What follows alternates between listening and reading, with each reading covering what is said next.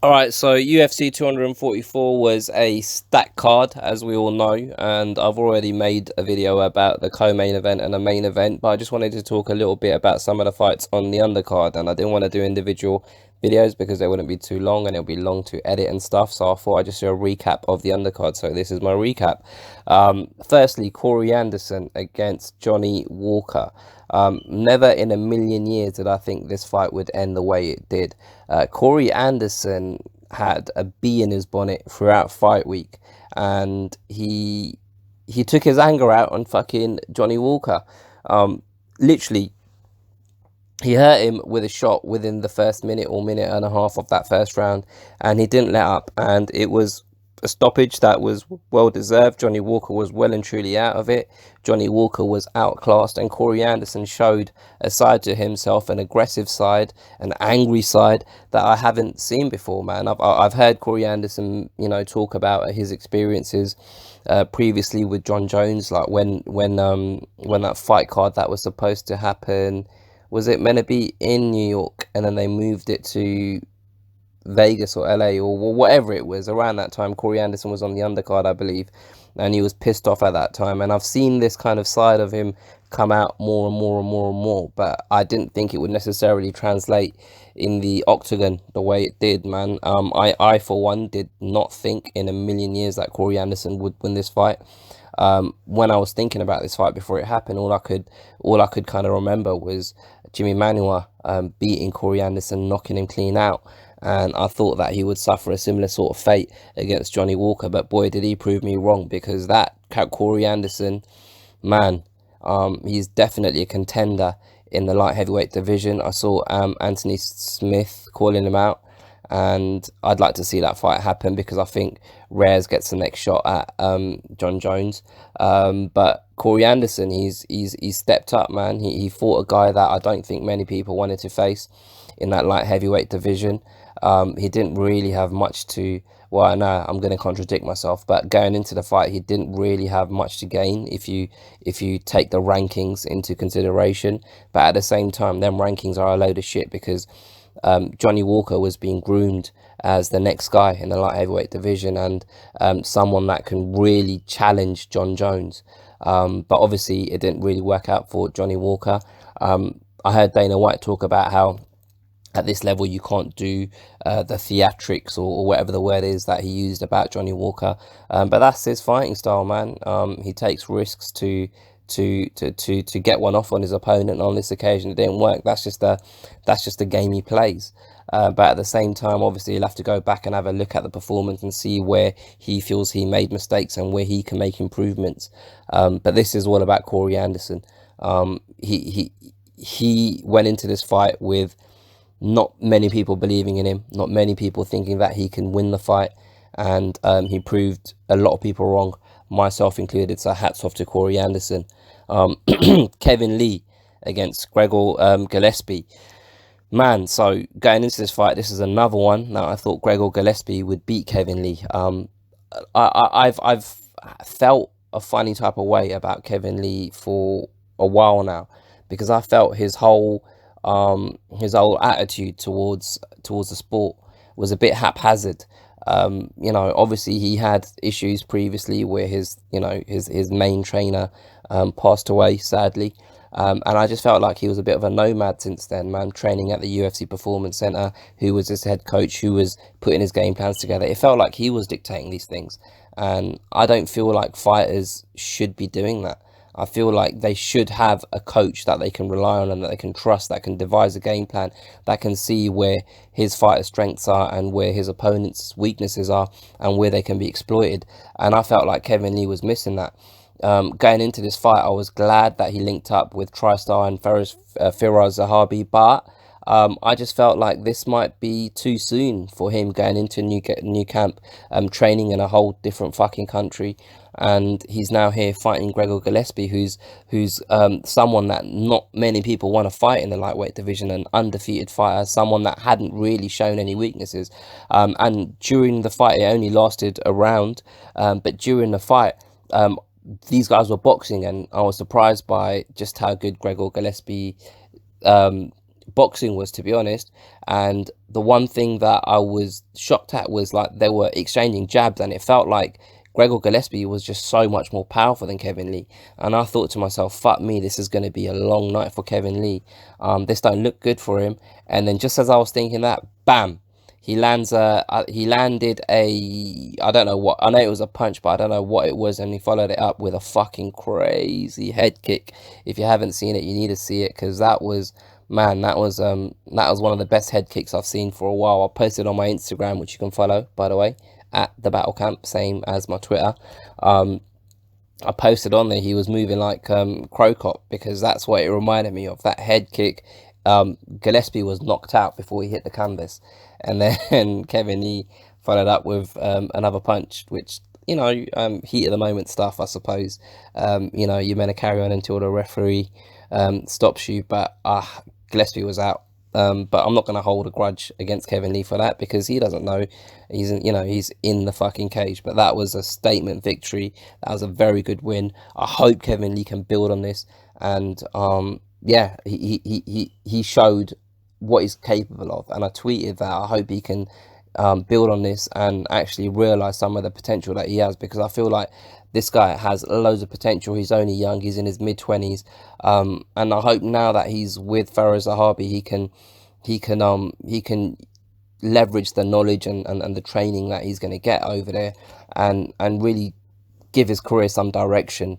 I hope he doesn't get kind of ahead of himself and get big-headed, and off the back of that think he's better than he actually is and whatnot. You know, I don't know him as a man, but I just hope he doesn't think too much of himself off the back of this. I think Darren Till actually said later on, I want to stay humble but remain cocky, and I think that's something that Kevin Lee can take on board, because I think Kevin Lee needs to remain humble, even though this was an amazing fucking victory.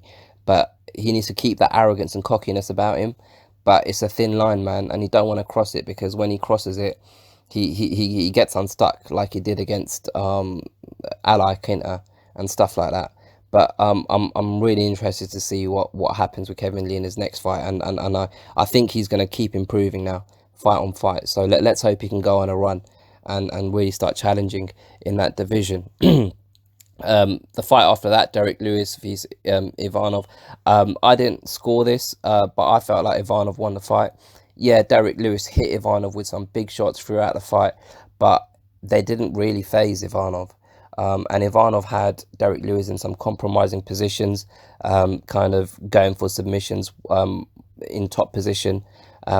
One thing that surprised me about Derek Lewis was the way he was able to explode and get off his back, because previously I've seen him on his back and he just lies there and waits for the round to end, and that was quite surprising by Derek Lewis. He won by split decision, 30-27, 28-29, 29-28. So someone gave him all 3 rounds, and I'm pretty sure that's the same judge that gave Kelvin Gastelum all 3 rounds.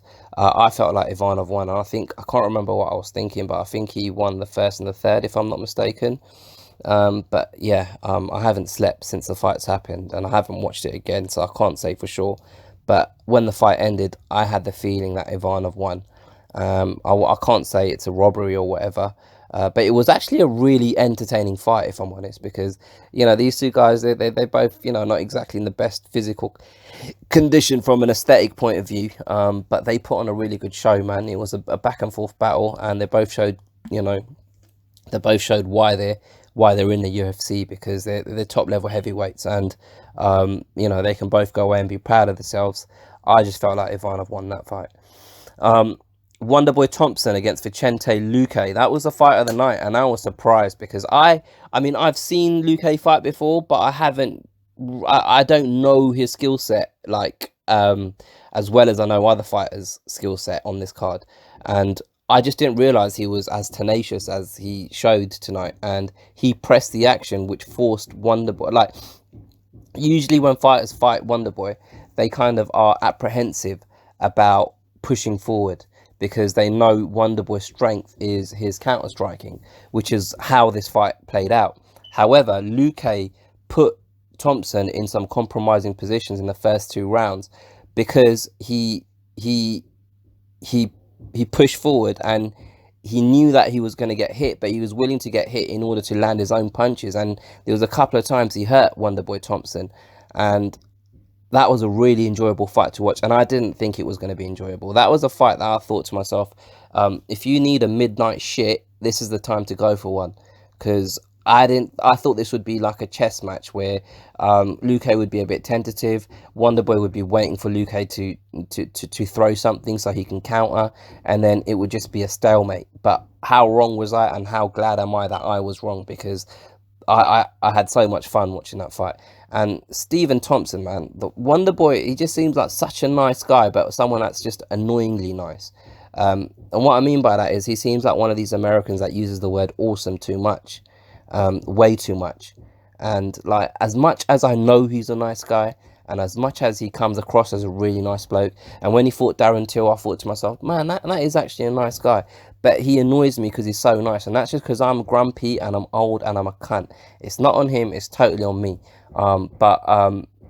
Fuck me, no matter how nice he is, he's not nice once that cage door locks, because he knows how to fight, man. And I'm glad he got this win. I mean, I wasn't really, you know, supporting anyone in particular. I just wanted to see a good fight. But a lot of people are writing Thompson off because obviously he got knocked out by Pettis, and he's like late 30s, I believe. So you know, was the clock turning on his career? Was he in the autumn of his career? But no, he still showed the same kind of level of movement and speed that he's shown previously. He's still a force to be reckoned with in the welterweight division. I'd be interested to see who he fights next, because obviously he was fighting someone that was ranked below him, and I still think that he's up there. And given the right next fight, if he wins his next fight, I'm not going to sit here and say he should fight a Rex. I'm just saying, if he fights a top contender for his next fight and he wins that, he's just right back in there in the mix for a title shot. Because this division, what I'm seeing now is you got Tyron Woodley fighting Edwards, I believe, in January. You got obviously that's a December fight between Kamaru Usman and Colby Covington. You'd have to think that Jorge Masvidal is going to fight the winner of that fight. And then you got obviously Leon Edwards, who's in line. But after that, the picture's kind of getting clearer. If that is obviously if Leon Edwards beats Tyron Woodley, which is obviously not a foregone conclusion. But what I'm saying is, this division was kind of in a bit of a muddle kind of 6 months ago. And now the picture's getting clearer and clearer. It's starting to work itself out. We've got fights scheduled. So at some point next year, if Wonderboy Thompson can get a couple of wins under his belt, he'll be up there and he'll be screaming for a title shot, and it will be a valid kind of statement from him if he says he deserves a title shot. Because if he comes back and he gets some wins under his belt, then you know, I'm just repeating myself over and over again. I feel like. But anyway, I felt like this was a really enjoyable card. I've said it in a different video that I posted, that this card itself was one of the best cards I've seen all year.